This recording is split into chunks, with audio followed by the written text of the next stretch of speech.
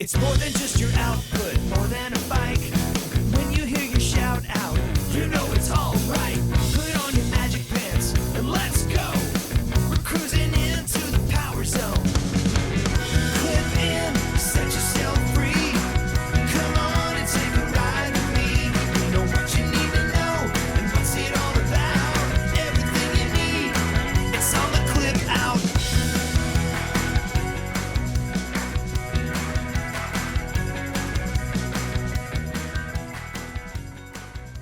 Welcome to the Clip Out Podcast, episode 391. This is Crystal O'Keefe. And this is Tom O'Keefe. Hi. Hi. Somebody had some caffeine. Is there caffeine in an energy drink? Yes. I don't know what makes it energy. Caffeine. I just thought it was cocaine. I don't know what the hell kind of energy drink you're buying. I drink it through my nose. So, yeah. Yeah. It's the time of year for me, which makes it the time of year for us. For me.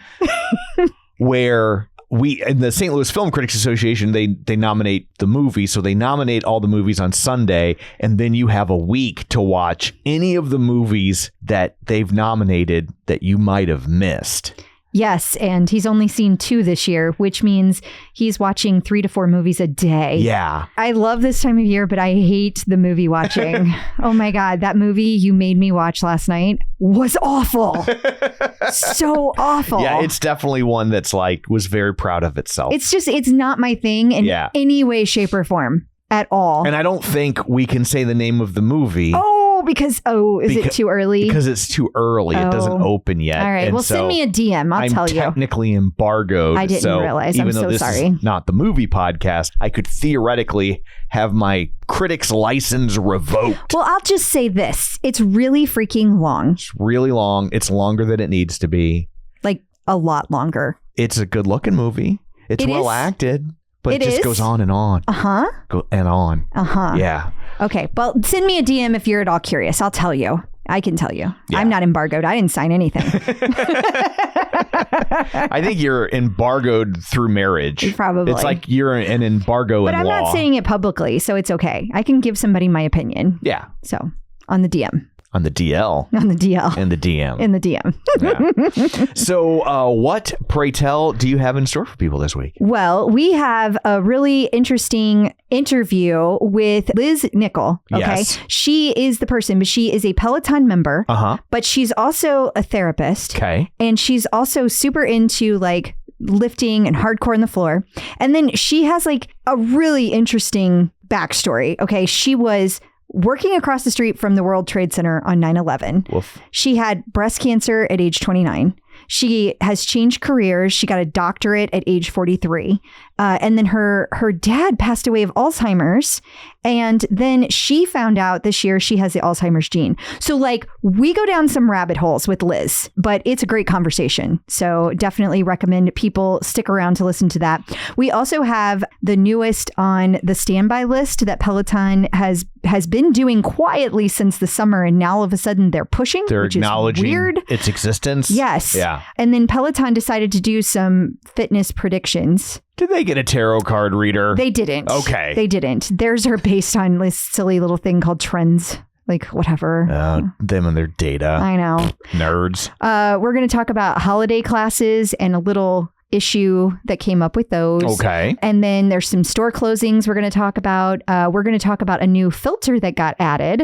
Okay. Just kind of talk about on the DL. Oh. And we have a visit from Dr. Jenn, and she talks about how to balance listening to the instructors, but also listening to your body. Yeah, which is tough for some of us. And I'll listen to your body for you. You can listen you. to the instructors and I'll take care of the other part. Okay. We're going to talk about Jess King and Santa's secrets. And then we are going to talk about Hannah Frankson visiting Minnesota for the Vikings cheerleaders. That was interesting. And then there's just some other things like that. Not to mention we have artist series. We have 2 celebrities. 3. Oh my God, 3. 3 celebrities. People People are Pelotoning all over the place. They are. And then, of course, we're going to talk about new content that has dropped, and we have birthdays. Okay, well, before we get to all that, shameless plugs, don't forget we're available on Apple Podcasts, Spotify, iHeart, TuneIn, wherever you find a podcast. You can find us while you are there. Be sure and follow us so you never miss an episode. Maybe leave us a review.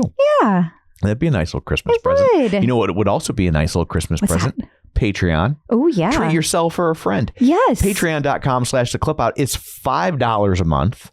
And for that, you get ad-free episodes. Mm-hmm. You get bonus content. So we record an extra episode every week of 20, 30 minutes, depending on how chatty we are. We've been very chatty We lately. have been very chatty. It's all the energy drinks.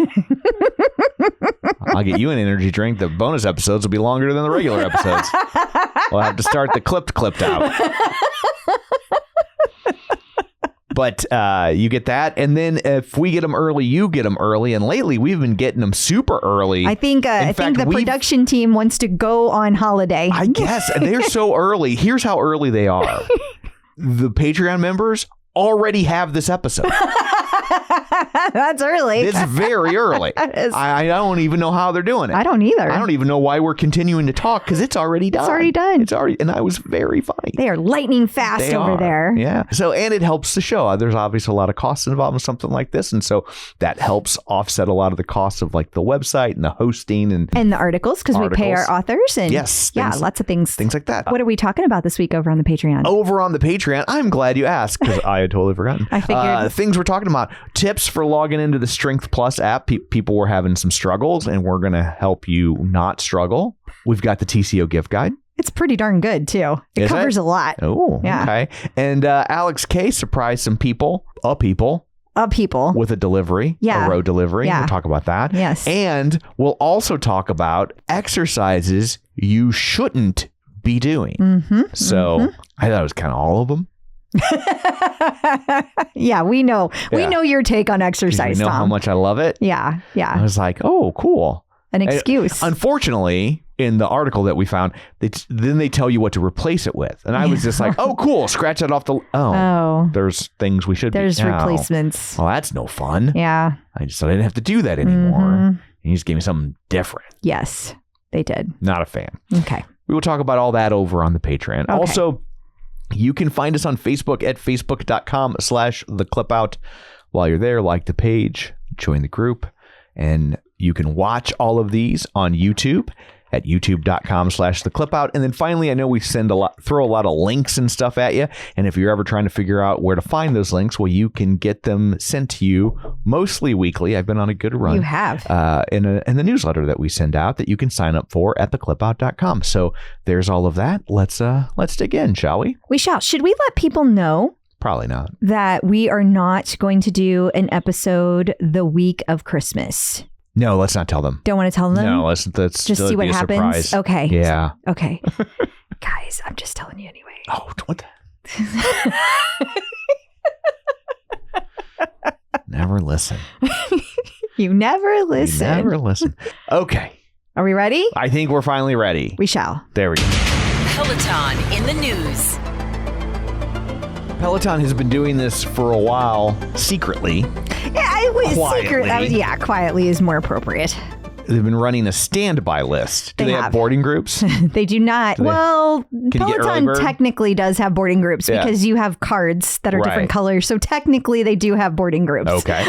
but when you go in, like a lot of times people can only get into a Peloton class on a wait list. Mm-hmm. This is in addition to the wait list. And that's so what is the difference? The difference between a wait list and standby list is like... Hang on, you didn't let me finish my question. Oh, so sorry. Go on. What's the difference between a wait list and a standby list?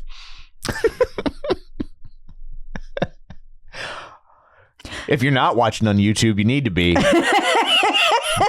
That's the look I get about 10 times a day. You do it on purpose. I do. So you have no one to blame but yourself. I love that face. I also love how red you're getting right now. I can feel it. I hate that. So annoying. Anyway, okay. So a wait list is the same as logging into the studio and the class is either full or waitlisted, or it's got a spot that you can just buy. If you can't just go in and buy the spot, right, and it doesn't say full, it'll say wait list.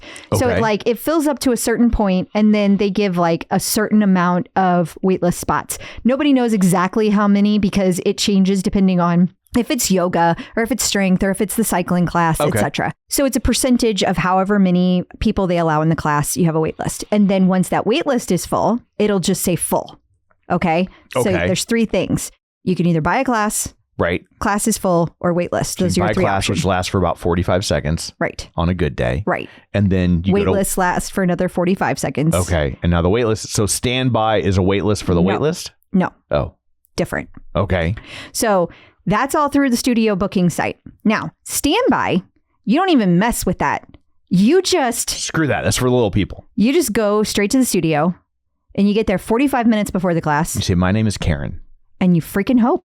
Oh. That's it. That's it? That's it. So then you might just be loitering around all day? Yeah. But most of us do anyway when we're there. Yeah. So it's not like for people, this is the thing. If you were going... So it's like if a slot opens up that day, there's no point in going to the wait list because they're probably not close enough anyway. That's not true. Oh. They will actually prioritize wait list. So if you can get on the wait list, always do wait list. Wait list is priority over standby. Okay. So, but like if you're on the wait list and it's day of, you kind of need to be there. So if you're standby and on wait list, you'll beat out somebody who's just standby. Correct. But they're not going to like call somebody on the wait list. No. It's going to be like a restaurant. They're They going to be email you. They email you and Okay. tell you have a spot open. But a lot of times people miss those. Right. But if you're not there in that hour, you weren't planning on taking that class, right? Right. Like if there's a spot that opens up, they just Yeah. want to fill it. Okay. So, we've been to studio and there's been times they've been like, oh, do you want to do the class? That's because they have a spot open. Yeah. And there's nobody on the wait list for it. So Gotcha. that's what standby would basically be. Yeah. Standby is what you do. They tried to get me to do it. Yeah. I But was you like, won't actually take the class. No. But if you did, you've kind of already done it. Yeah. I just said no. Right. Okay. Exactly. The interesting thing about it is that this is the first time that Peloton has officially pushed it. Gotcha. They've never said anything about it on social media. And so they're giving people another option. So the big question is why? Yeah. And there's a lot of raised eyebrows. My first thought is like, is attendance I mean, that's what everybody's in saying. the class that's dropping? What everybody's and they're saying. just like, oh, we had empty bikes. We don't like the optics. Yeah. So like, sure, why not? Here's the thing. A lot of people aren't going to go all the way to the studio if they're on a wait list. Yeah. Because they can't guarantee they're going to get in. Yeah. So especially if you live far away. Right. And there are also a lot of people who will go and like snag the class and then last minute drop. Right. That's why it's like people are like, I can't get into the studio. Yes, you can, because if you don't get in the day that class is released, you're still going to have 6 weeks of waitlist opportunities. Right. And I do think there's a lot more opening up. I think I don't quite know why attendance is down, but my thought process is just simply people have just the people that want to go that haven't gone in 3 years because they couldn't get a spot, they've completely given up. Right. Yeah. They've just given up. There's so many people from the OG world who are just like, why? I'm not doing that. It's like the pretty girl who can't get a date for prom because everybody thinks somebody already asked her. Exactly. Yeah. It's exactly that. That's why I didn't have a date for prom. I believe it. Yeah. You were the prettiest. Yeah. But I do think that it's the most logical explanation of what's happening here. They've scared people off. Mm-hmm. It reminds me of when the Pope was coming to St. Louis and there were all these news stories for months about like how bad traffic was going to be. Yeah, I remember. And like, they were like, in Colorado, people were just parking their cars on the highway and walking away because they were trapped for so long. And then when he got here, is basically like everybody just took the day off. Right. And it was just like a city holiday. There were literally no cars on the road. And there were no businesses open. Yeah. The entire city shut down. You would have thought we had like a snowstorm or something. Yeah, worse than a snowstorm. It was crazy. I didn't see roads that slow again until COVID. I mean, there was just nothing. And so it's like there were no traffic problems at all. Yeah. So. Yeah, that's what we got going on here. That's exactly what we got going on here. It's a Pope visit. It's a Pope visit. To PSNY. Start that rumor. People only have listening. Why the Pope does Peloton? He's going to the studio? What? We'll talk about that more in our celebrity section. On the Peloton blog this week, right? This is officially accredited to the blog. It is. Okay. Well, their it's blog. Actually, it's not. It's their press. It's on their press section if you want to be really official. Okay. Well, they have their 2025 fitness trend predictions. They do. Yeah. The one that instantly draws my eye. Of course, it's also at the top of it. So that's probably why. The running boom continues. Okay. Running is going to be a big heavy thing. shoes. It is. That's why it's all the booms. So they are saying that they predict running will continue to increase in popularity with personalized training programs and tools being used to help runners reach their goals. So that's why they launched their pace target classes on the Tread and Tread Plus. They also talk about the fact that Sydney, Australia joined the Abbott World Marathon Majors. Also, fun little fact that I saw, I have no idea, I have not tested the validity of this, but if you got in to the Sydney Marathon this year, okay, and you only need 1 star left, like on your 6 stars. Okay. The original 6 stars. There's a lot of people that are assuming that if they go to Sydney and they get that 6 star, that is the 6 star, and they can get their finalized medal. According to some guy on the internet, so you know it's true. You know it's true. He says that's not true, that you still have to finish the original 6 to get your original 6-star medal. That Sydney's not going to count for that 6 stars. It's going to be a 7-star medal. Gotcha. And it's separate. That makes sense. It does make sense, but I hadn't thought about it. And obviously I'm not doing them, so it doesn't affect me. But I was only like, got 6 to go. But I feel that's true. 6 more races. Oh, Dr. Jenn. Don't put that out there. I know she would totally do it. Let's go do the world majors. She'd be like, okay. Yeah. Boston's going to be tough since we cannot qualify. Well, she can. I can't. Yeah. Anyway. Okay. So then they also talk about AI powered fitness and more personalized workouts and how that it's all just kind of leading in that direction. Now, that has been something that Barry has been saying that he's been pushing since Barry started at Peloton. That was always his big thing. Personalization. It's the Netflix way. So that does not surprise me. And then they, of course, talk about their form feedback and all the awesome things they do with AI technology. But that is going to be more and more. We're going to see more personalization across the board. And then they talk about longevity and recovery. And they're talking about external studies that are showing that physical activity can increase life expectancy. That's not exactly a hot take. It is not. They are also showing that it increases intelligence in children now. Like if you work out, there's a high degree of correlation. I wanted to say. So like if you work out, your kids will be smarter? No. Oh. If your kids work out, okay. They will be smarter. I was like, well, why would that work? No. I see where you're, no. Yeah. And then they talk about recovery and how important that is. And there are people that are wondering, hey, maybe they're going to have like a real honest to God recovery program next year. And maybe they'll start having some real recovery tools. That would be interesting. Now, we don't know. Those are just thoughts. Yeah. But it makes you wonder if they think these are the trends that then they're then going to try to get out in front of those trends. It kind of feels like they're calling out their own roadmap without saying it's a roadmap. For sure. That's what it seems like. That seems logical. It does. Yeah. And then they also talk about strength training, how it is Peloton's second most popular modality, which we know because we listen to the earnings calls. If only they had a machine for it. Me.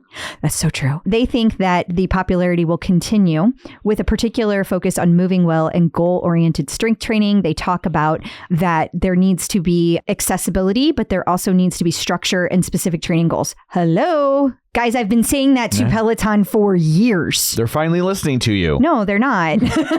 You were the 2025 trend.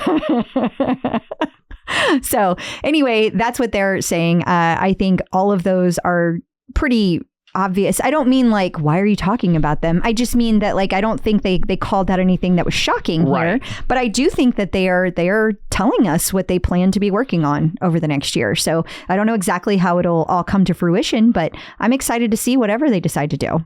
Peloton announced this week that holiday classes will now include Kwanzaa. Mm-hmm. Hopefully in the future, will include spelling Kwanzaa right.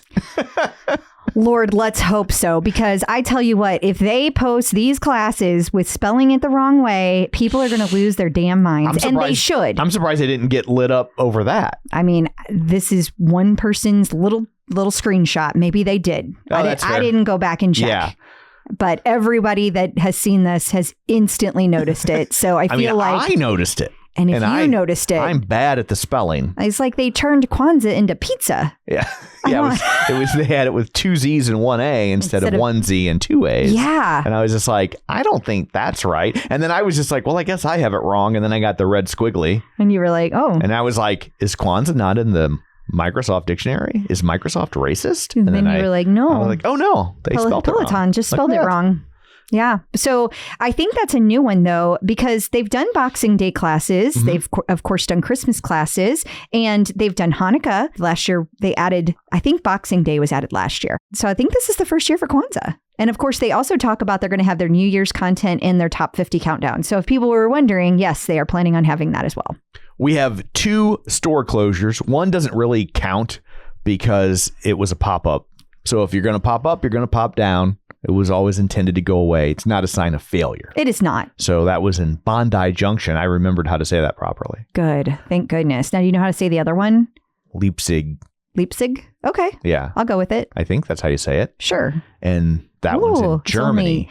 It takes 14 hours and 45 minutes to get there from here. A ticket from St. Louis is $2,000. Okay. Well, it's a good thing we weren't planning on going to that store. Yeah. Because 1, we can't afford it. 2, and it's 2, closed. They closed it. So they closed it. Yeah. Yeah. So if you were planning on going to one or both of those, well, if you're planning on going both, well done. Yeah. Yeah. Right. But they ain't there. They're not there. Don't do that. A movement tracker filter has been added to Strength. Mm-hmm. Isn't that interesting? Do you even know what that means? No, I was just reading the words. Okay. In case you couldn't tell. I felt like that's what you were doing. It's like when I try to tell somebody about sports. Yeah. And I'm just reading the headline. Yeah. Okay. So when they came out with the guide, one of the things that they did was they had a movement tracker added to it. Okay. So in other words, any class that is specifically designed for use with the guide is a movement tracker class. Okay. Because it's looking at you. Right. Yeah. But now you can filter on the app for those classes. And the significance of that is? Well, one significance is that, you know, it has long been rumored that they are going to, I mean, I have definitely been told this for fact, that they were working on the ability for the next generation of bike to have the guide on it. Okay. However, that got put on hold with all the cost cutting. Right. So I don't know when that's planning on happening. Gotcha. So it's interesting that they've now added this to the app. It kind of feels like an iteration, a move forward in that direction.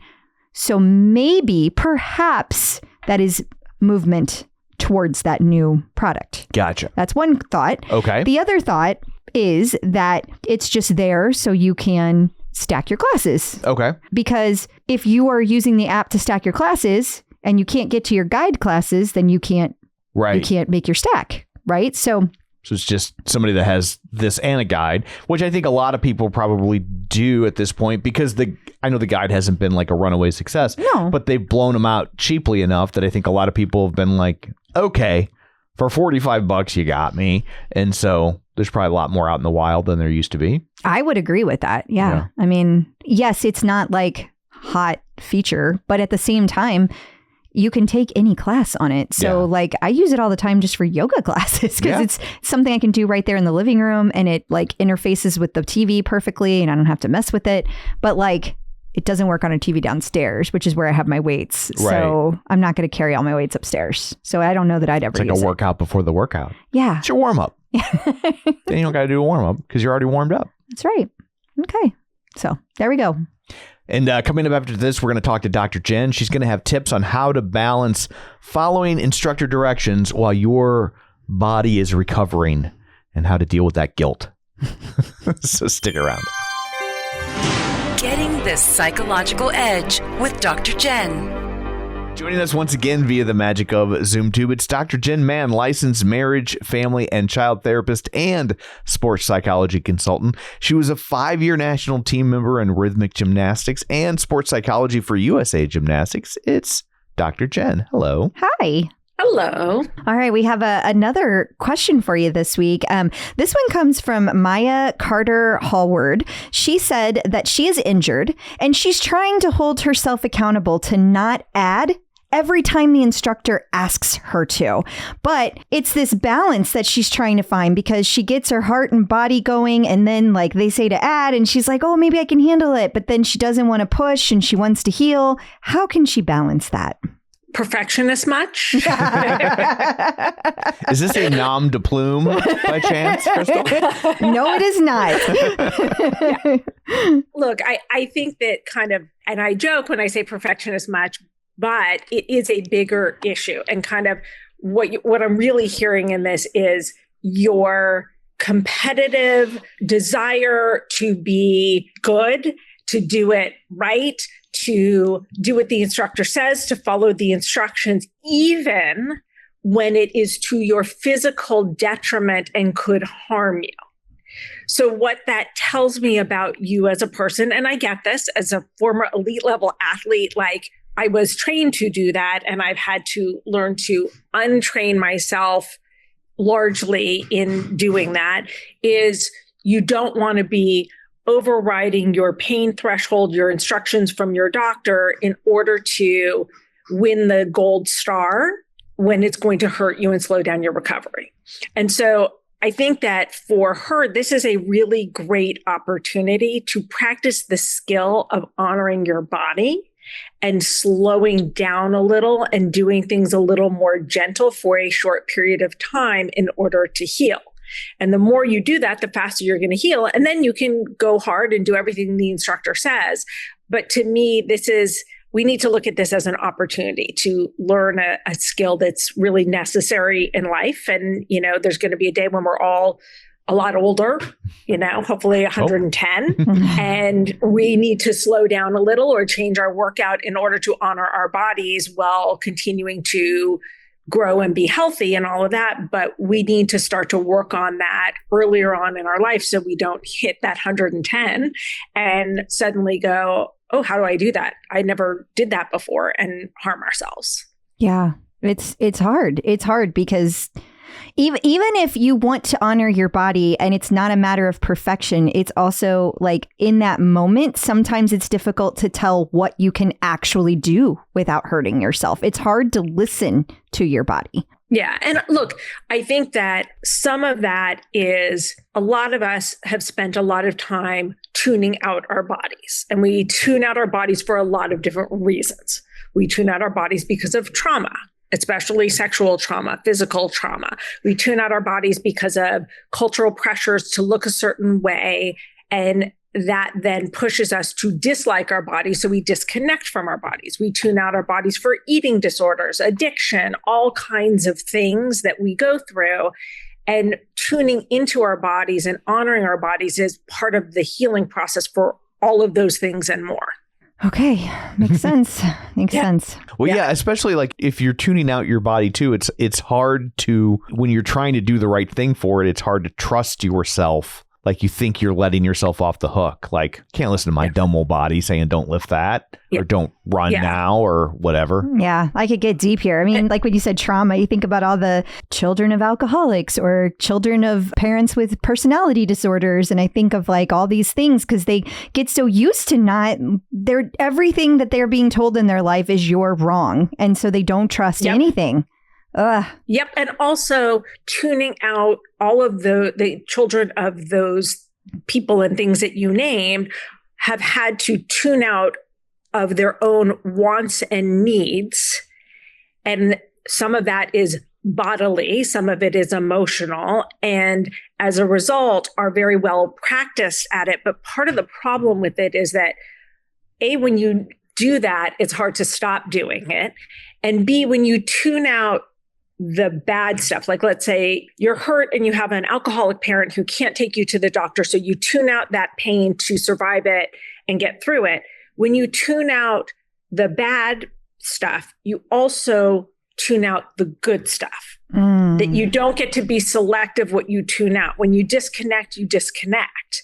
So you're missing both sides of the coin, which makes your life less rich. It makes it a little more in black and white instead of color. And it dims a lot of things in your life. So what we really want to be able to do is be in touch with the pain, physical and emotional. We want to be in touch with all of the things so that we can also get the flip side of the incredible joy that life has to offer, the greatness and the beauty that life has to offer physically, emotionally, in every way. Well said. Yes, that's why we have her. Right, Is I to know. say that. And see, she needs to be in my Because pocket if it every was day. us, we would just be like, don't do that. Have you thought about stopping? Yeah. What about that? I once actually had a therapist friend who I had referred someone to, and the person was doing an obsessive compulsive ritual repeatedly over and over and had struggled with it for years and years of his life. And the therapist just looked at him and goes, cut it out. And he stopped. Like, I don't know why that clicked at that moment in time. Like, I guess it was like just what he needed to hear in that moment. And like, he just stopped. And it had like caused him a lot of pain for years and years. And like, you just never know what intervention's going to work. Wow. Wow. Yeah. Although, from a job security standpoint, it's like one and done. That's a bad business model, but like I'm glad it worked. It is, but the goal should always be to help people move on and not need you. Absolutely. Yeah. Well, thank you so much for all that. Until next time, where can people find you? People can find me on all social media at Dr. Jenn Man, 2 N's on Jen, 2 N's on Man, but especially Instagram. And I also on my stories post my Peloton workouts. Awesome. Thank you. Thank you. Peloton in the news. For the next segment, we have a warning. Yes. If you have children in the car, we will be discussing the magic of Christmas. Mm-hmm. You probably want to hold off on this conversation, listening to this conversation in front of tiny ears. Yes. So just heads up. Give you a second to pause. Okay. Okay. Here we go. Jess King ruined Christmas. Oh my God. You would think that's what our headline said based on the way people reacted. I wanted to make that the title of the episode. Did you? Jess King ruins Christmas. I wish that you would have. Oh my God. People We'd have gotten would the clicks. Yeah, we would But have. we'd have gotten the hate. Yeah. Because she we didn't would've. really. She didn't. Yeah. She didn't. But, you know, here's the thing. She talked about this very bluntly, apparently, saying that, like, the magic of Santa and that it's not real. Yeah, that's... I guess she had some experience when she was a kid and she feels the need to share it in the middle of class because apparently she did this last year too. Okay. And I guess last year it turned into a big old thing because there were some people that got really upset about it and it got posted on the OPP and there was a lot of hate. So every time I posted this year, which I thought we worded so nicely. Yeah, like the headline was not mean. It was really all. It was really more of an FYI. Yeah. Right? Like, I mean, it was a basically Christmas trigger warning. Yes. You were just like, hey, if this is important for you, then Heads up. Heads up. It's just crazy to me that this is the same group of people that if I don't put a trigger warning before a conversation about sexual trauma or food disorders, eating disorders. If I don't put something out like that, I get so much hate. But then we put a trigger warning out to like let parents know. And then it's all this like crazy defensiveness about Jess King. Like she needs you to defend her. She's a grown ass woman. And you weren't attacking her. Exactly. You're just warning the people that they would maybe be upset if they got blindsided by it. It's crazy. Yeah. Like the people that like just got so mad about this. And it was just like, guys, nobody's mad. Like you're the one that's mad. Nobody over here was mad. We were just saying, hey, heads up. FYI. Yeah. So do we know what the story is? I don't. It's Did someone like ruin Christmas for her? I think that, no, I don't know the full story. I got the impression that something happened to her that she feels like was a trauma around it. And so I guess she feels the need to traumatize everyone else in return. I don't know. No, I don't know exactly what she said, but she feels the need to talk about that trauma. Yeah. And, you know, it's probably part of her, you know, her memories of Christmas. So it probably comes up in this like way every year. But I do find it interesting that since becoming a mother, that it's been something she's talking about more instead of less. Like, like to me, I don't know. I was always like, I never wanted to lie to Sydney about anything. And so I really agonized over whether or not to tell her about Santa. But when, for me personally, it was magic, and everyone around her was telling her that. And it's like, it's like at some point you're kind of going against that for like a kid doesn't need that drama is what I'm trying to say. And so you're like adding a level, and I have no idea whether or not she told her kids or not. I don't even know. Right. I am not judging her whether she did or she didn't. I'm saying for my child, that's what I decided. Yeah. Well, then the other problem is if you have a little kid who knows. Right. Then they tell everybody else. They tell the other kids. Yeah. And then now you end up kind of ruin it for other kids. Yeah. And so like that's you're kind of making that decision for other parents. Whether you mean to or not, it ends up being the end result. So it's so baked into the culture that some fights aren't worth having. That's Although where I had landed. It ruined for me as a kid. I have no recollection of having ever believed in Santa Claus. When I was like, really? My parents were sending us to Sunday school, and the Sunday school teacher was like, I don't believe in lying to children. I came home one day and was like, oh yeah, there's no Santa. And my mom was like, what? And I said, oh, the Sunday school teacher said. And boy, my mom lit up that Sunday school teacher. I get the impression that you get a little of your temper from your mother when you feel that you have been wronged. My dad had it too. So you got it from both sides. Yeah. That is, if that's a recessive gene, I was going to get it one way or the other. Yeah, you were. I just wouldn't have wanted to cross her. On the upside, I didn't have to go to Sunday school anymore. That's true. So you got out of that.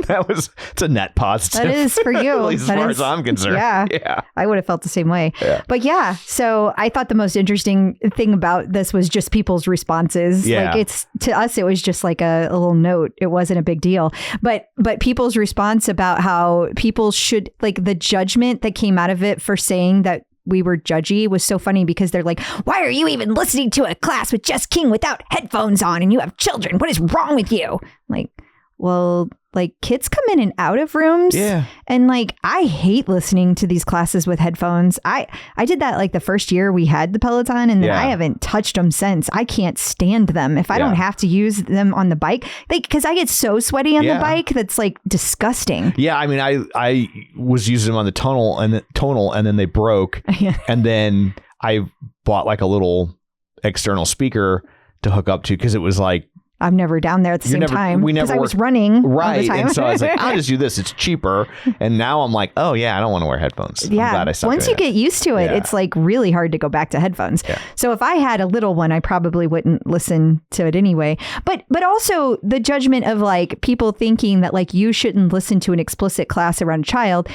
I'm not judging parents that feel that way, but that's never been how we've been. Like we cuss in front of our children and always have. Yeah. Like, and it's just not a priority. Like people who smoke in front of their kids or drink in front of their kids, they're not like, you can't do that in front of them, because then they'll learn how to drink or they'll learn how to smoke. Like, so anyway, I just thought people's reactions were fascinating. It's like not on my bingo card for this week. I was like, oh, I didn't know we caused drama, but we did. You never know what'll set them off. You don't. Hannah Frankson was hanging out with the Minnesota Vikings cheerleaders. Yeah, and I really don't know why. Like, I didn't get to the bottom of this. Did you look at the video or anything? Do you have any idea? I don't watch videos of cheerleaders, honey. I'm a happily married man. Right. Well, I guess it was just some kind of visit. I don't know. Although something went by really fast. I think it looked like they said they were at the TCO Arena. I was like, is that a thing? Is that a thing? Because we need to go there. Yeah. We need to get pictures there.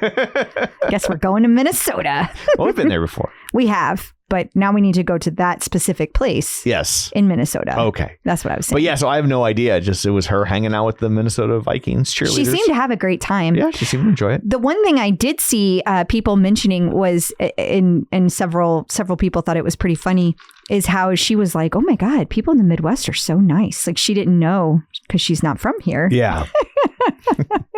She's like, this is very different from New York. I guess Minnesota would feel very different from New York if those are your only two things you've ever like experienced in America. So I just thought it was funny. But yeah, that happened. Marcel Dinkins is once again hosting Virginia Beach's Shamrock Marathon. She is, yeah. And I can't find the little image that went with this. I guess it got deleted. I didn't delete anything. You look very not proud on of purpose yourself. anywhere. Yeah. Oh, because it's at the top. It's at the top, honey. Yeah. So she's done that. I feel like this is the third year she's done this. And the last 2 years, she's been like the announcer person. Like she's been the like MC? hosting it. Yeah. Well, she's hosting it in some way, but then she also runs it. So I don't exactly know how that works. But then the Marcel's army, of course, all shows up and wants to hang out. And of course, lots of Peloton people do. But yeah, I have never heard of this marathon until she started going there and talking about it. But it's a big one. And so if you're a Virginia Beach person, or if you want to go to Virginia Beach and do a marathon, or if you're Irish, I mean, you should go. This should be your first marathon. It's the Shamrock Marathon. It's you're meant also for Irish. You. I know. I already did a marathon. Okay. I already watched someone do a marathon. Well, you watched a little of it. Well, I mean, it's not like if I watched the whole marathon, then I would be doing the marathon. I'm not going to do that.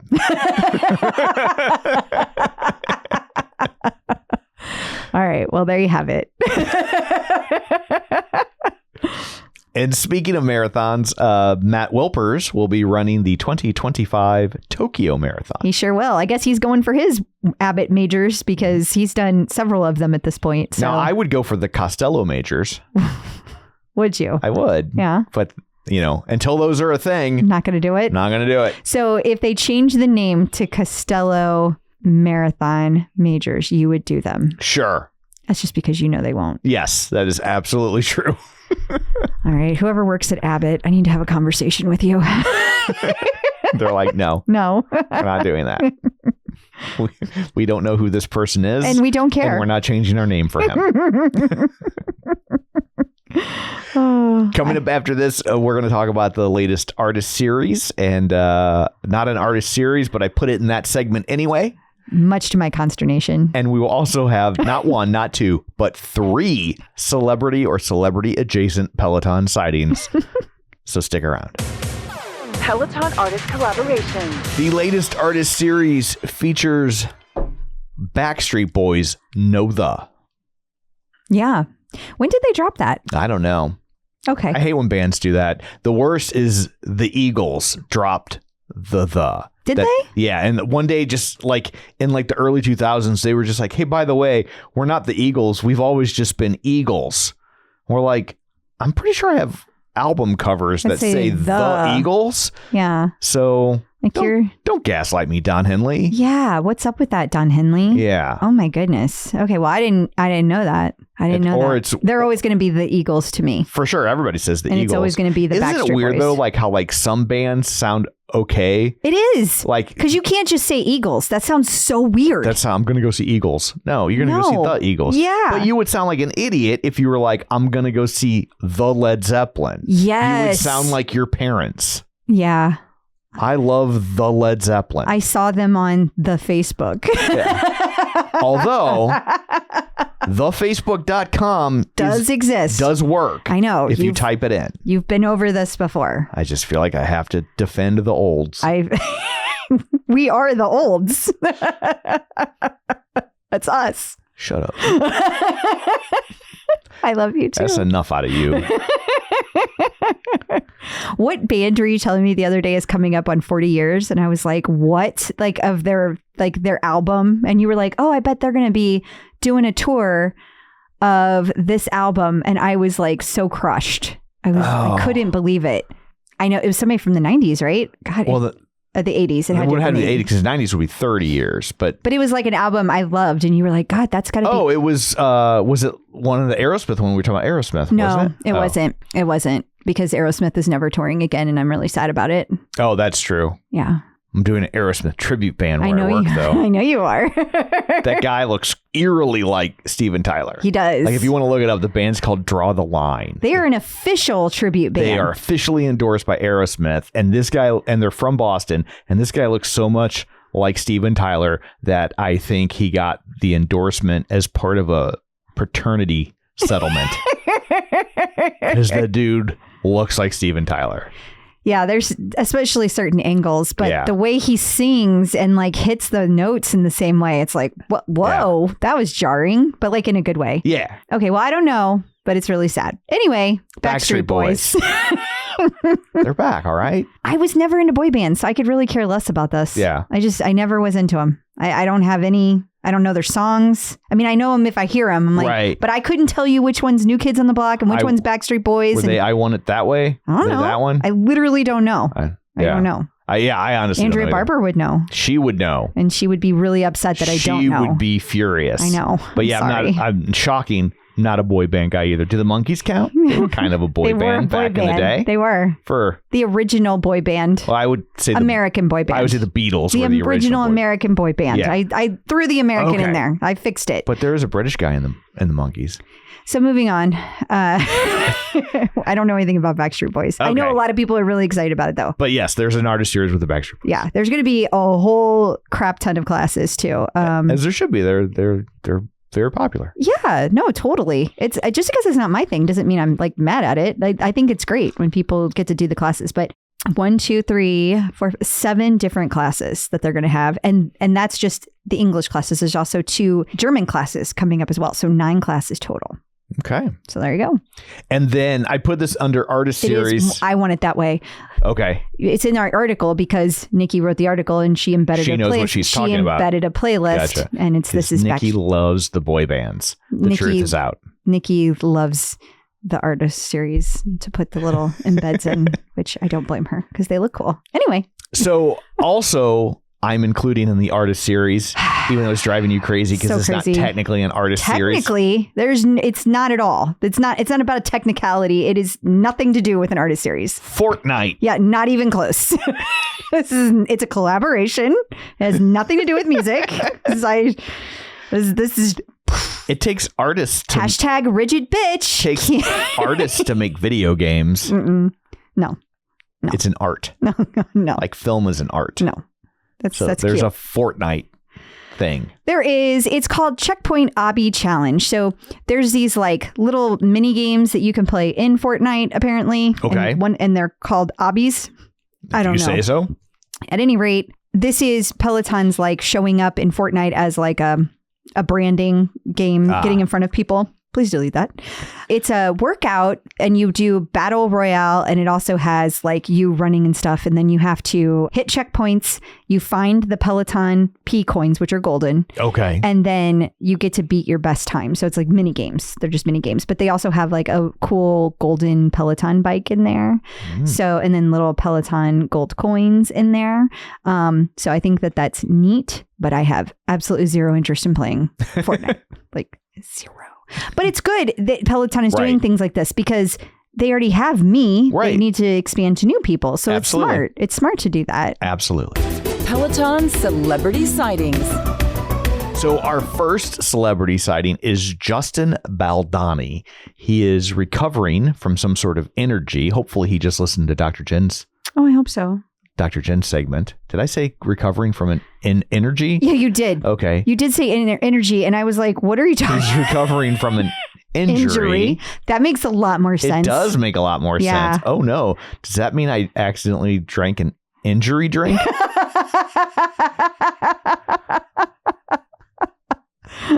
Maybe you did. My dyslexia is kicking in. Oh, no.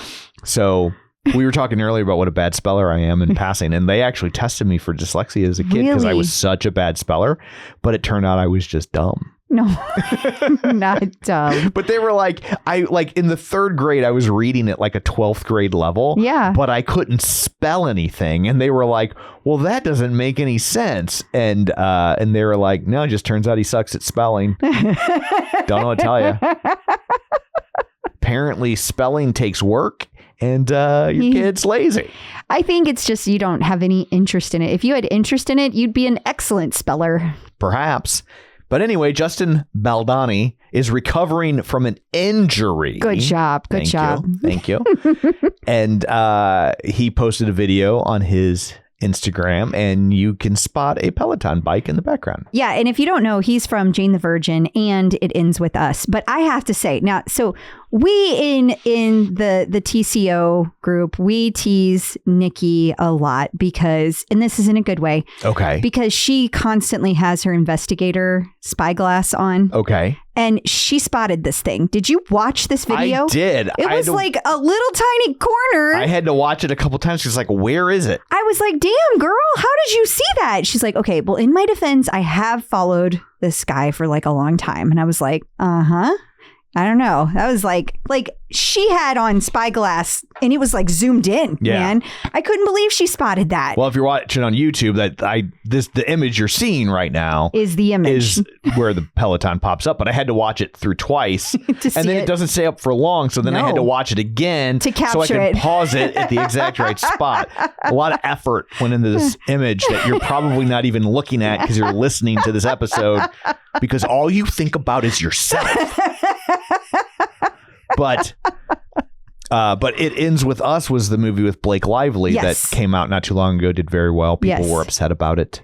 Apparently it's about domestic abuse, but they didn't tell anybody it was about domestic abuse. Well, but it's based on a book. Yeah. It's based on a book. Although I said that to Sydney and she got all upset with me. I guess like in the younger generation, the youngs, they're very anti this movie. And I was like, really? Because I read this book and it's really good. And she was like, oh, you are, what did she call it? Saying good things about domestic abuse. I can't remember what the word they used for it. And I was like, oh, am I? Because I just thought it was a good story. Like it's about people that aren't real. Like we all know that, right? Right. Like it's just a book. Yeah. But for some reason, like they got. I've not seen the movie. I haven't really seen it. read any full articles, but people got in their head that the movie is kind of like tacitly approving of domestic abuse. Yeah. I haven't seen the movie, so I can't say if that's accurate or not. I don't know. But that's just what I was told. It is now on Netflix. So if you want to check it out, we should probably watch it because it's a really good book. I don't have time to watch a different movie. We can watch it in January. If it didn't get nominated for an award, I'm not watching it in the next 72 hours. Colleen Hoover wrote the book, and I've read several of her books, and I really like her books. Okay. So I think you would like the story, but I don't know what they did when they film adapted. So I don't know. Okay. Next item up for bid in our celebrity free-for-all, Josh Mankiewicz. You know, I love the Josh Mankiewicz, and we were just talking about how much weight he's lost. Yeah, because we watch Dayland every week. Yes. Every time there's a repeat, we're like, have people stopped murdering people? Did they run out of murders? But there's no more murders? Oh, no. Should I be upset or happy? Right? Yeah. It's a real challenge. Yeah, it is a conundrum. So, but yeah, he popped up the other week and we were like, oh, he's lost a lot of weight. 70 pounds. Wow, good for him. Yeah. And so he's talking to Parade Magazine about his weight loss journey, and he said that Peloton has played a huge role in it. He said that he really didn't go on any specific diet. He was like, I just stopped eating the stuff that I kind of knew I shouldn't be eating, but was eating anyway. And then I rode my Peloton a lot. My wife bought me a Peloton, and I rode the hell out of it. Good for you, Josh Mankiewicz. Yeah, so well done. I know that's not easy to do. It is not. No. It is not. And then finally, Peloton got a mention in the latest episode of Apple TV's Shrinking, which we really like that show. Yeah, which stars Jason Segel and Harrison Ford. Yeah. And other people whose name I can't remember. Yes. But yeah, so if you have the Apple TV, it's over there. It's really good. Yeah. New content. It is time for the TCO Top 5, where you tell us classes and we tell them back to you, and then Crystal tells me I didn't say it very well. Yeah, that sums it up. Okay. Item number 1, favorite ride. Okay, so this one was a landslide favorite. Sam Yo's Wicked, the movie ride. Everything Wicked right now is huge. But also Sam is Sam, and he is a nerd right along with us, and he loves Broadway right along with us.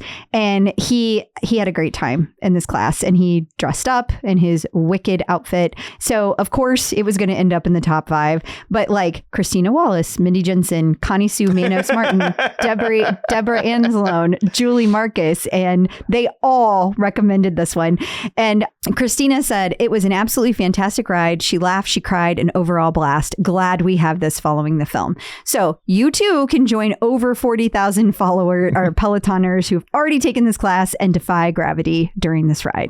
It's popular. Normally, you got to be the turkey burn to do those kind of numbers. I know. I have to say, though, that like I'm a little sad that Maddie and Olivia's 2 for 1 did not end up on this list. But maybe y'all might take it for next week and recommend it.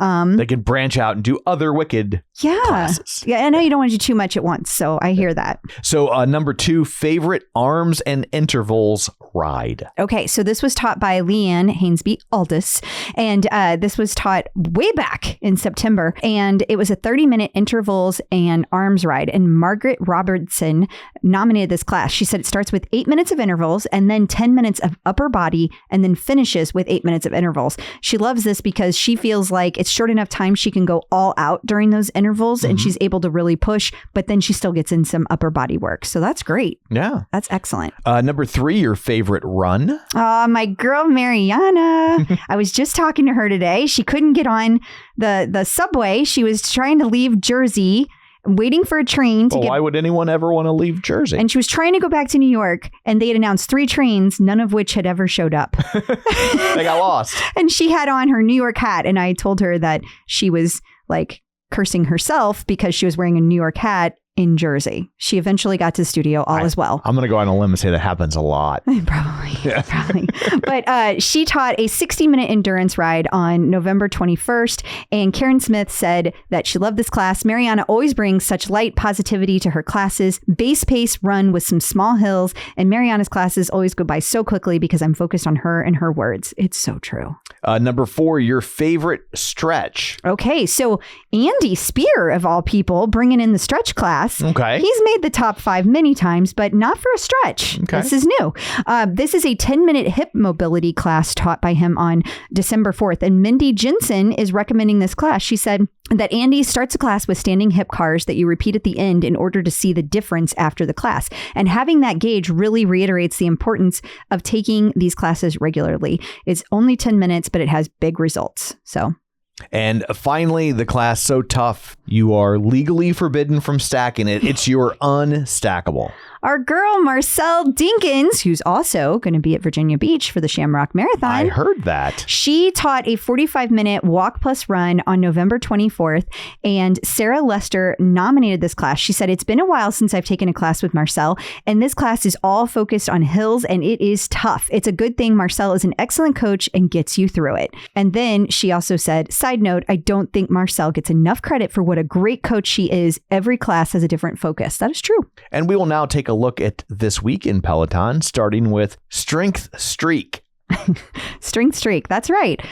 So this is all about maintaining consistency, and they have new benchmark strength classes to kind of kick things off. The idea is that you take these classes, and they are with, where are the instructors? There they are. Callie, Jocelyn, Rebecca, and Rad. They are all joining Katie to take these classes and, or rather to teach these classes, and they are on the Strength Collection page. So you take them and then you're able to see where your strength rises to. So you have like one class that's your benchmark, and then you keep increasing. And so by the end, you take another one and then you're able to compare. Okay. It's kind of like FTP for strength. Yeah. Oh, it's a good way to say it. Oh, look, I'm sorry. That's okay. I won't do it again. I wasn't upset. No, I just don't want people to start expecting those sorts of things from me. They will. I've got a rep to protect. You do. And me not knowing anything is part of it. It is. It's really kind of freeing. I know that. I wish that I knew the feeling. Sometimes I'm really mad at myself for knowing. People reach out to you and they're like, in clause 319C of the terms and conditions, I had this lady reach out to me this week, and she was like, what is happening with the pin code on the tread? It's not working. Now, it's a known issue that's been happening, but Peloton said it was fixed. And so I just sent her the little screenshot that said it was fixed. And she was like, I assure you, it was not fixed today. And then she was like, this is how it comes across in text. I don't know if she was yelling or not. Then she was like, thank you so much for answering me, because like, I can't get anybody at Peloton to actually talk to me. So thank you. And I You're was like, not with an attitude like that, young lady. And like I said, that was in my head. I have no idea how she really said it, but she was so sweet that I answered her. I was like, aw. Yeah, I have to do that a lot for you. Yeah, you do. You're like, get a load of this, and you'll read it to me, and I'm like, okay. Or they could be saying it with this tone, and I will say the exact same words back to you, but not in a bitch tone. And you're like, oh, I guess they could have meant it like that. This is how negative my brain is. Somebody asked for my address today, and I immediately thought they wanted to send me a cease and desist. Yeah. That's where my brain goes. I was like, that doesn't really make a lot of sense. And I was like, oh, okay, well, maybe they just send a Christmas card. Yeah. I I might focus on the worst case scenario. Perhaps. This could be a thing. Mayhaps. No, don't you put that on here. Peloton has added strength for skiers. They have, yeah. So these classes are going to drop on December 13th on demand. It's going to be a program that's going to drop both in German and English on December 13th. And there will be classes that are going to be with Irene and Matt. And I feel like there was another instructor there too. Oh, Matt and Andy. Sorry. So Irene, Matt, and Andy. Okay. Awesome. And also the word skier looks really weird. It does. It doesn't look like it should sound like that. It looks like it should be skier. Yeah. Or skiers. Oh, yeah, I could see that. Peloton birthdays. And finally, and by finally, I mean our last Peloton-related birthday of the year. This is it. This is it. Assuming we didn't miss any. Which is a big assumption. It is. But we're pretty good. Fairly good. But this is the last one of the year that we know of. Right. There's probably some guy in shipping that's like, what about me? Aw. Send us your birthday, shipping guy. Send us your birthday, random shipping guy, and we will add you. We will. But Camila Ramon on December 18th. Happy birthday, Camila. Happy birthday. Coming up after this, we have our interview of the week with Liz Nikol, so sit tight. Checking in with the Peloton community. Joining us today via the magic of ZoomTube is Liz Nikol. Hey, Liz, how's it going? Hi, guys. Great. How are you? We're good. So glad to have you here. Well, I like to start these conversations by finding out how you originally found Peloton and what led you to here. How did you get here? Yeah. So I started spinning late in life. I just turned 50 this year. And my first spin class I took when I was 40. Okay. And I took it at, my local YMCA. And it was the first exercise that I ever fell in love with, because it didn't hurt me. I enjoyed it. I'm a real music buff that listens to just about anything. And so it was exciting for me to go to different kinds of musical classes, so much so that by the time I was 45, I wanted to get certified in spinning. Wow. So I did that. And I started teaching at the Y, and I taught spin for about 2.5 years. And then the pandemic happened. And you guys hear this story a lot. And so I was home for about a month with no gym, no spin bike. And I was losing my mind. I felt like I really didn't have an outlet. And it was the perfect time to grab a Peloton. And of course, I thought I was just going to be getting a bike, but I've gotten so much more, and I do so many more things than just ride the bike. Well, when you say you've got so much more, does that mean more exercise equipment or more out of it, more classes that you Both. take? Both. I bought the tread. We've talked about a possible rower down the road, but I take all of the floor classes too. I mean, I really use it for just about everything it can offer. I feel like I owe them more money than my monthly payment. You know what I mean? I'm sure they'll take it. Yeah, they take it. They could use it. They could use it right now. They're like, you're going to just leave a tip jar in the studio. Stock is on its way back up. Yeah. That's right. That's right. We still got a long way to go, but it's better than 3. It's almost in the double digits. No, it is in the double digits. It is in the double digits. So barely. It could change by Monday, but today. So as a former spin instructor, any degree of guilt? Well, a little bit. I didn't go back. I didn't go back to teaching again. I was asked back. And the only reason I didn't go back was because by the time the gyms opened up and they were having classes, my dad had gotten sick and I just really couldn't manage my regular full-time job along with caregiving for my dad. And so I didn't go back. And once I would have been able to go back, I was just really happy with this community. And I found that, and I'm sure you guys hear this all the time, my gym was not very close to me. It was about a 15-minute ride. So between driving there, getting changed, being at the gym, coming back, it just turned into a 2-hour-long event or more. Right. And I kind of like having the time back in my schedule. I'm a home person for now. I like working out at home. Yeah. Yeah, and then you got to pose for all the photos after the class, or is that just Peloton? I think that's just Peloton. Is that just Peloton? Oh, okay. I only know this world, so I just thought that happened for all of them. No. Okay. No. Special events, maybe. Right. But nobody wanted my autograph. And that's not because you're not a good enough instructor. That's just Peloton is just different. Like it's just There's a different the air beast. of celebrity around them because you see them on your bike. Yeah, for sure. Well, and like the instructors who used to be spin instructors before Peloton, like it's not like they were huge celebrities before they came to Peloton. So it's not like they took photos with people before either. So it's just Peloton's different. And when I listen to Jenn Sherman, to me, she's like very similar to the spinning instructor that I learned from and who I wanted to emulate. And the way she does all kinds of music from all different genres, like even her directions for me come out of the original spinning world. So, I can see how some of the early people made the transition, and good for them. I mean, whoever thought you could make a real life job out of being a spinning instructor? Yeah. It's amazing. It really is. But your full-time job is as a therapist, right? Correct. I'm the director of behavioral health at a big medical group here in New Jersey. And I'm also a therapist. I've been a therapist now for many years, and I still see some patients myself. Okay.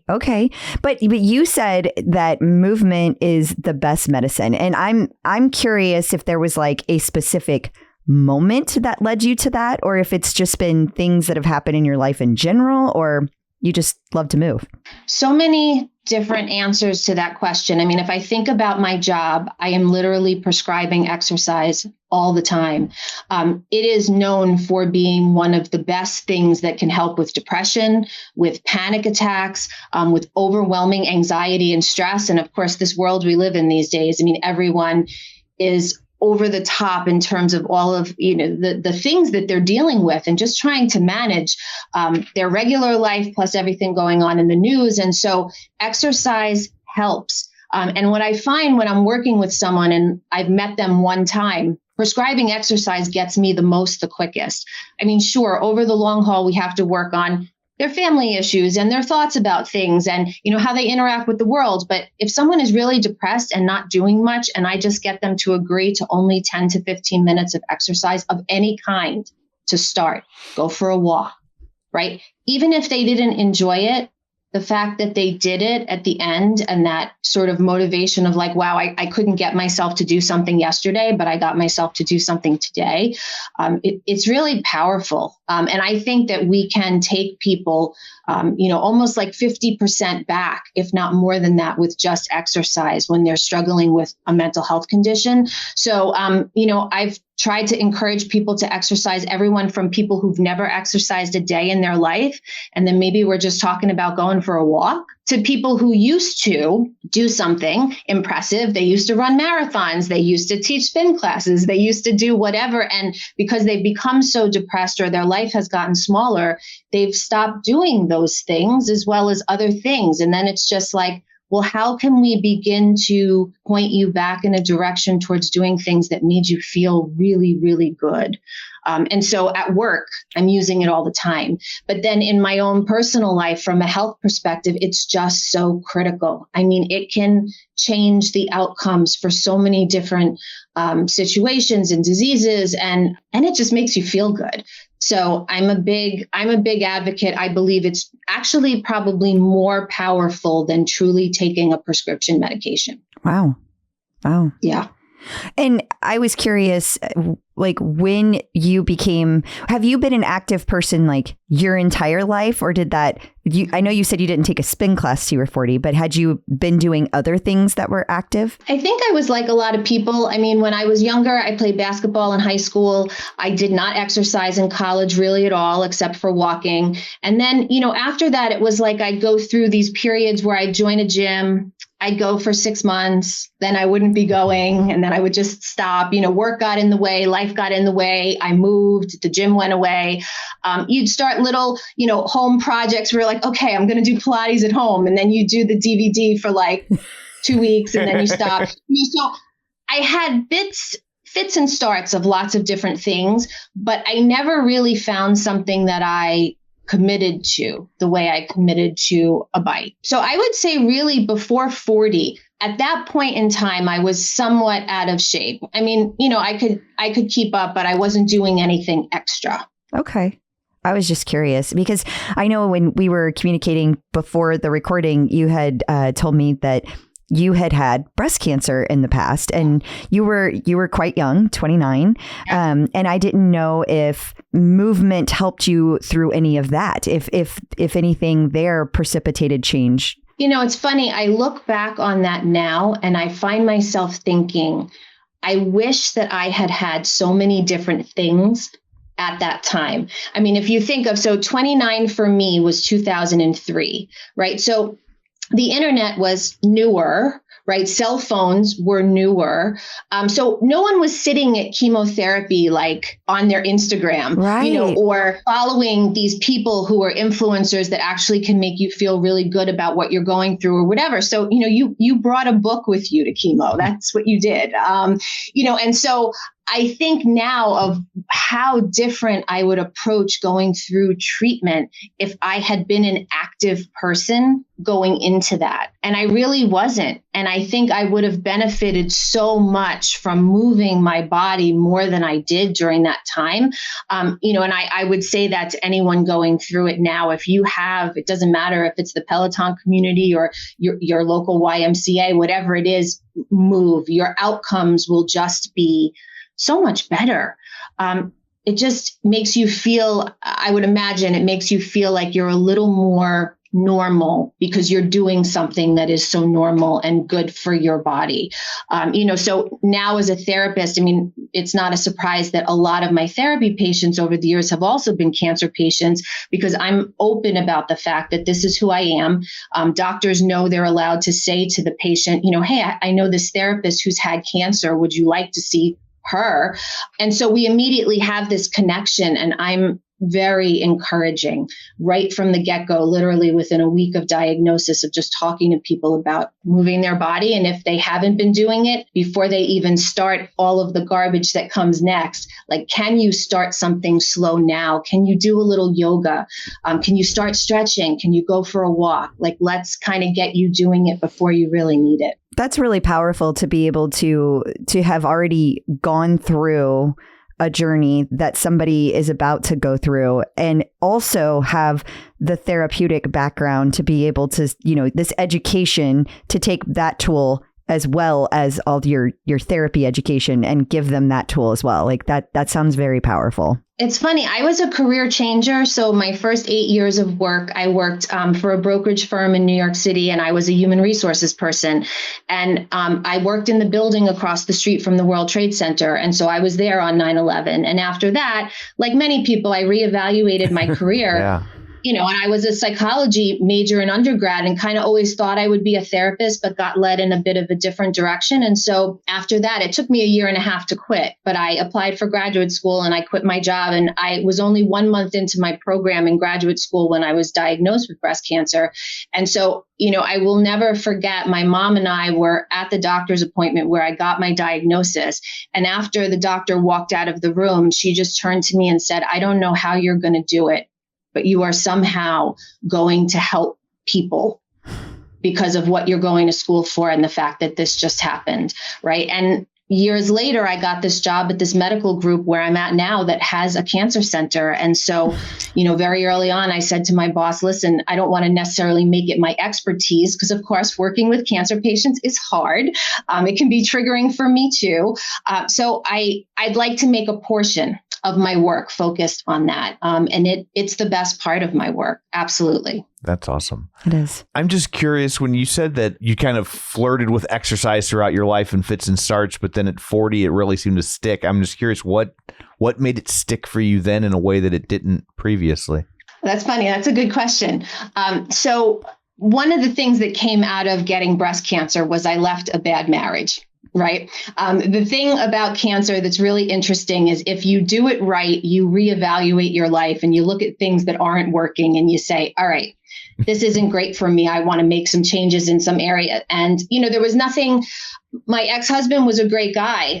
But when I got sick, he just went missing. It just kind of wasn't his cup of tea. So he worked harder. He was gone longer. And after it was all said and done, I couldn't really forgive it. At that point, I was imagining at some point I might be sick again. Yeah. And so I found myself thinking, would this be the person I want by my side if I was to get sick again? And I didn't. So, with the help of my parents and, a lot of friends, I decided to leave that.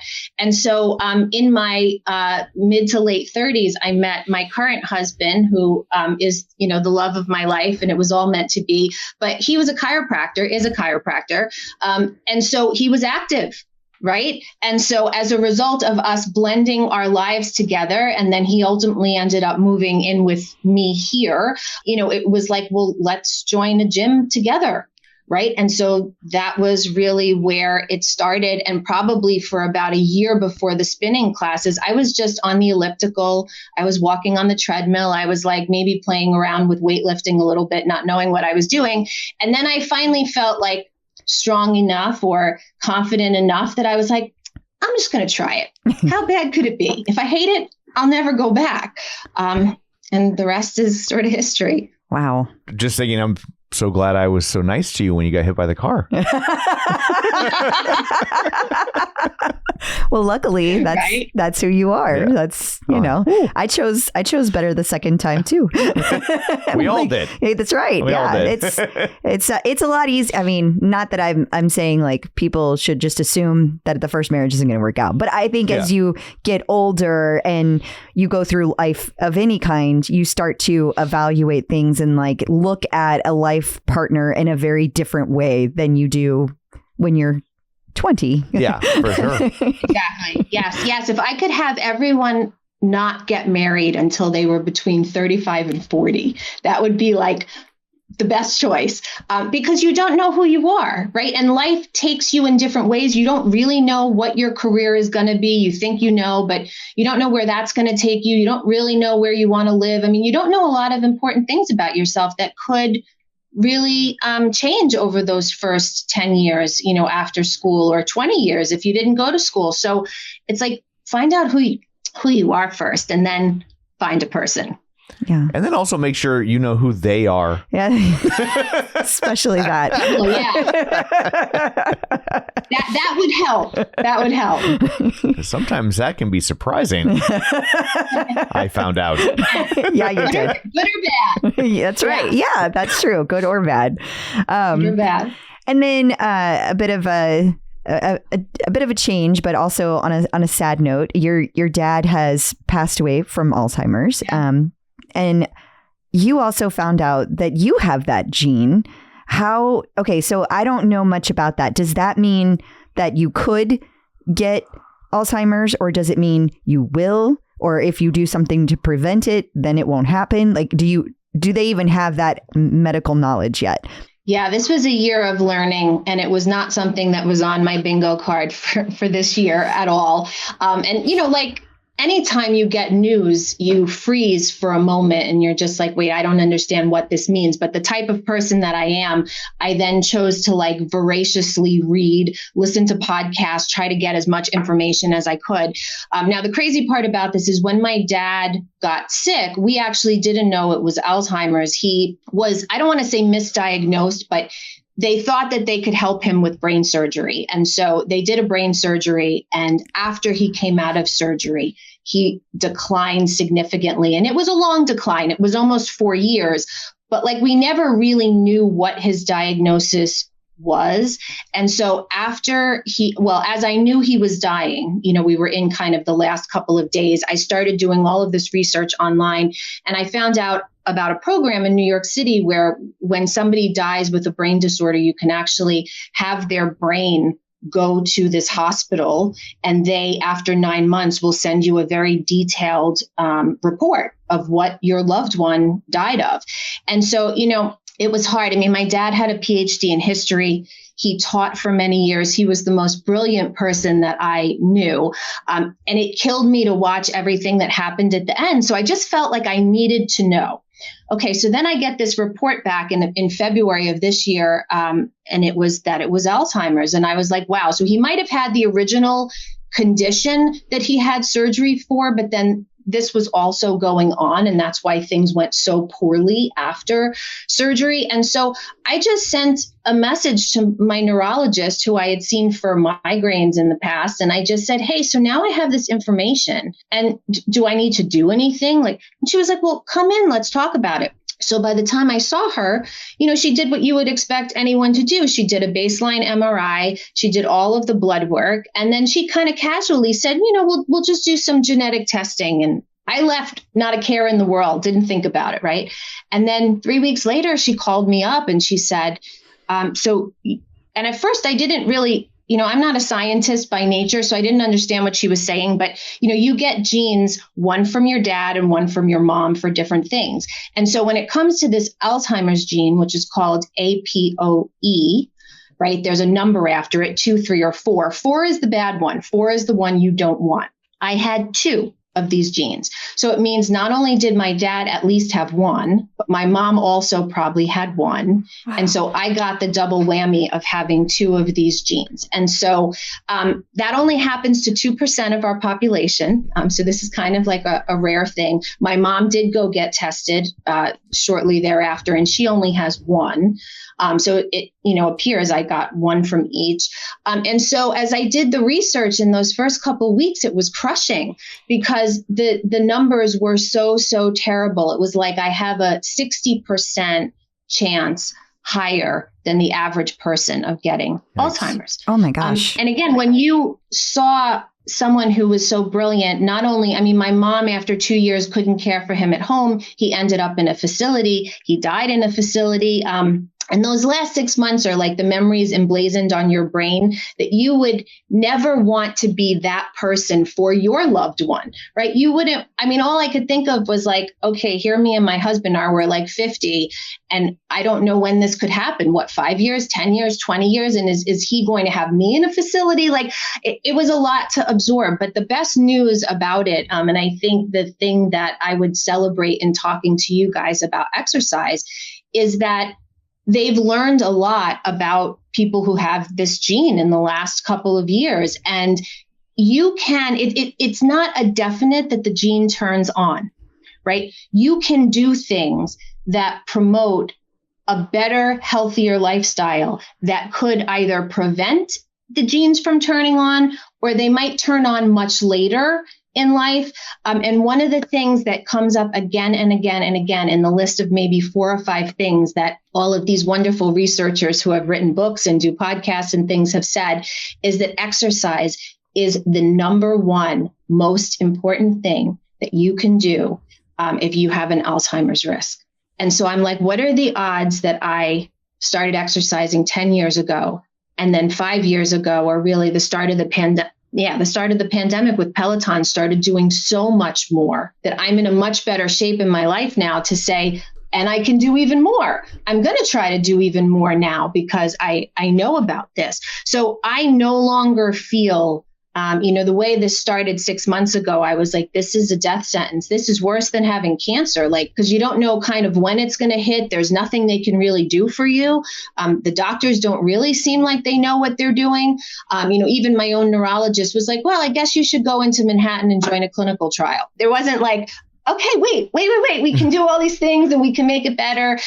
There was nothing much to say. And I could tell by the way she acted, she was sort of crushed for me. I love having this community because, I was already starting to lift heavier because of being a now older, a middle-aged woman, right? And hearing all the importance of as you age, the best thing you can do is start lifting, right? So I was already starting to do some of that anyway because I was getting older, but I really have expanded my horizons now in terms of the kind of exercise I do. I'll try anything.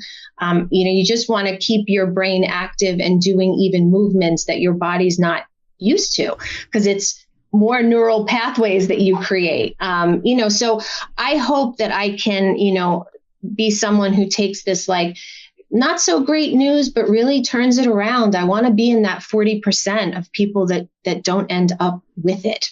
Yeah. Right? So that's what I'm going to try. Well, we're cheering you on. Yeah, that's sure. what we want for you too. And I love that you're taking such a proactive stance about it. That's a very positive one. It's fascinating that exercise is what makes the difference. And so much as my first thought would be like, read books more, like do things to keep your mind active. And then I'm thinking like, but your dad was a history professor. I'm thinking he was using his mind at least 2 days a week. Right. And so. Yeah, absolutely. Yeah. And he always, in his lifetime, he played tennis. He rode a bike, a regular outdoor bike. I don't want to say he over exercised, but, he was active. Right. But thing that has also come up, that I would just say to everyone, I mean, we've been reading a lot about this lately. Sleep is so important. And I think sleep is finally getting its day. Now, I will tell you, sleep is not something that I've prioritized. I, prior to this information, was kind of like a night owl. And I would say on a general night, I would get about 6.5 hours of sleep, but I like to stay up late, definitely later than my husband. But, we talk about my dad now as we look back that we've learned all these risk factors. And my dad was not a good sleeper, and also had some anxiety. And so, it wasn't uncommon for my dad to go to work every day on 3.5 or 4 hours of sleep. Whoa. So Yeah. he did exercise. He was a very healthy eater. And he did a lot, and he was bright. I mean, he kept his mind active. He read the New York Times. He did the crossword puzzles, all that kind of stuff. But something besides having the gene didn't go well for him. And if I had to take my guess, it was all of the really poor sleep he had for many, many years. So, for all the listeners, that's another thing. If you're not prioritizing your sleep, do anything you can to be getting good 7 to 8 hours, a night of great sleep. Definitely. Well, I took a nap right before we did this. Tom is prioritizing Yes, sleep. I prioritize it. And we got the Christmas tree today and we got home and I was like, Good night. I'm taking a nap. Good night. You'll be here forever. That's awesome. So what is your leaderboard name? Just ask for help. That's a good one. Very good. And appropriate. Very appropriate. Yeah. Yes. That's nice. That's coming from so many different parts of my life, right? But I think a lot of times, patients who come in for therapy have thought about asking for help for a very long time before they actually say, I need help. And I think regardless of if you have a health condition or you have a mental health condition, at some point, just tell somebody. Yeah. Right? Ask for help. For sure. So do you have a preferred instructor? I am so all over the map. And I think part of the reason that may come out of my original, spinning stuff. I mean, the thing I got known for by people taking my classes at the gym, similarly to like a Jenn Sherman, is you could literally have like a Metallica song followed by like a Barry Manilow song, something really bonkers. I was like really all over the map. And so for me, music drives me. And so I'm the kind of person that looks at the list of songs first. And I'm like, oh, I like most of these. This would be a good class, which can really be anything. I mean, I do listen to a lot of different kinds of music, but the music is almost more important to me than the instructor. So, I mean, I definitely have some favorites. I mean, if I'm taking a spin class, I tend to like, I like Hannah Corbin, I like Bradley Rose. I like people who are a lot of energy, but don't kill you. Yeah. Right. Because I'm 50 and I can't be killed anymore. Right. So as much as I love to follow Olivia on Instagram, I don't take an Olivia class because she would kill me. When Kendall was here, I would take her once in a while for like a mental health ride or like a Metallica ride, but she would kill me. And so I wouldn't want that every time, so I like the instructors that are kind of like middle of the road. You feel like you got a great workout. It wasn't super easy, but it also wasn't like so hard. Now that I have a tread and I'm not yet a runner, congratulations, Crystal, by the way, on a marathon. I mean, that's just like otherworldly for me. Thank you. I can't even imagine. I'm dreaming of like, how am I going to do a 5K? Like, that's what I really want to try to do someday. But I'm walking on the tread a lot. And even for walking, like you find like someone you might not like on the bike. Yep. Rebecca Kennedy, I'll take for like core. But like the thing that made me buy a tread was that I was staying in a hotel and I jumped on a treadmill and I took a Rebecca hike. And I was like, all right, wait a second. I like her here for this. So it's funny how you find you like different instructors in certain mediums, but you might not like them other places. Absolutely. Like Robin is not one of my favorite people on the bike. I don't dislike her. It's just not a go-to for me at all. But like put her on the tread, it's like a different person. I cannot explain it, but it is completely different. And I have found that with a lot of instructors. I like them in one place, but not as much in another. And I think it's just the way that we perceive it as we're moving, the way that we connect as we're moving is different. And it's kind of fascinating. Yeah. And I think even, for people who've been doing it a long time, if they think they don't like somebody, I would also say as we change, you got to go back, because I think, and my husband and I have had this conversation many times, we both did not like Rebecca Kennedy when we both follow in some capacity the hardcore on the floor calendar. And like when she would come up, 2 years ago, I was like rolling my eyes and I was like, all right, I'm going to do this. But what I'm realizing now is at the time I wasn't in quite as good shape as I might be now.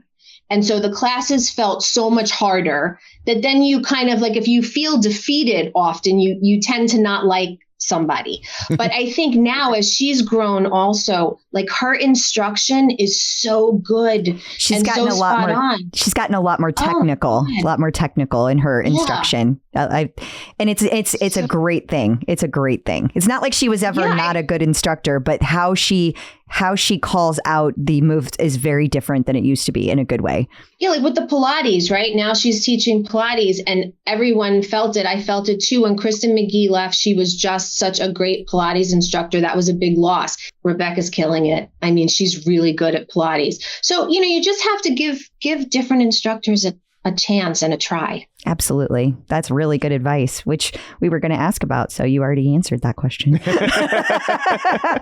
them all, every single one. Like when they put up those challenges online where, you get the printout with every single instructor and in a month's time or whatever they decide, 3 months time, you have to check them all off. Literally do it. You will be very surprised, where you might have read things online or in like a Facebook page or whatever, and you would think you don't like somebody. And then you're like, all right, wait, this was different, So not only try the instructors, but also try every kind of class that's out there. Yeah. Awesome. Well, Liz, thank you so much for taking time out of your day to join us, especially on people don't know when they hear this, but it's Black Friday. Yeah. She could be shopping. She could be shopping right now. Getting a Christmas tree, if that's your jam. Right. I don't know. But thank you so much for joining us. And before we let you go, let everybody know where they can find you in all the places if you would like to be found. Oh, yeah. On Instagram, I'm Liz Nikol, just like my name, spelled just out like that. And if you're interested more on the counseling therapy side, then on LinkedIn, I'm Counselor Chick. I love it. That's awesome. I love when people aren't too uptight about that like straight laced. Yes. Like you got a little fun in there. Yeah. Gotta be fun. If I was picking a counselor, I'd be like, oh, okay, this is someone I can talk to. If it was, like the ones that are super blunt, I'm like, oh, they won't like me at all. Too many F-bombs in 30 seconds. Yes. Well, thank you so much. Yes, thank you. Thank you guys. Happy holidays. Happy holidays. Clip out. So I guess that brings this episode to a close. Until next time, where can people find you? People can find me on Facebook.com/Crystal D. O'Keefe. And they can also find me on... Were you asking me? I don't know. You were like... I lost it again. Like I had like a rhythm. And then I started thinking, I want to make sure that I mentioned Blue Sky again. And then I forgot what I was saying while I was saying it. Anyway, there's some other socials that you can find me. And they are at Clip Out Crystal. So Blue Sky, Instagram, and TikTok. And the leaderboard. And the leaderboard, of course. Yes. Yeah. And you can find me on Blue Sky and Threads at Tom O'Keefe Jr. And you can find me on Facebook at Facebook.com/Tom O'Keefe. You can find the show online at Facebook.com/The Clip Out while you're there. Like the page, join the group. And of course, don't forget our Patreon. $5 a month. You get all sorts of bonus content. We're going to go record it right now. We've been pretty chatty. It could be a big one. It could. So that's it for this one. Thanks for tuning in. And until next time, keep pedaling. And running. And rowing. Bye.